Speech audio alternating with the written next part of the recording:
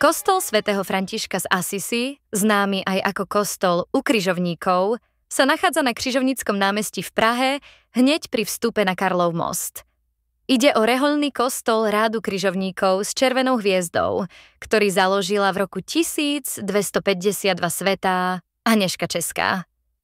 Pôvodne tu stál gotický kostol Svätého Ducha, ktorý bol súčasťou špitála.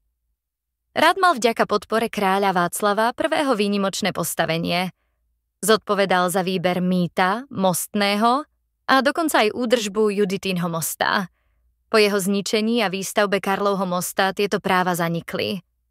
Súčasný barokový chrám vznikol v rokoch 1679 až 1685 podľa plánov Jána Baptistu Mateja. Vysvetený bol v roku 1688 a dodnes sa zachoval na časti pôvodných základov gotického kostola. Počas noci kostolov nebol síce oficiálne uvedený v zozname, no bol otvorený verejnosti. A túto príležitosť sme využili. Kostol nás prekvapil svojou majestátnosťou, no na rozdiel od ostatných miest sa tu nedávali razítka. Napriek tomu to bola mimoriadne hodnotná a duchovná zastávka.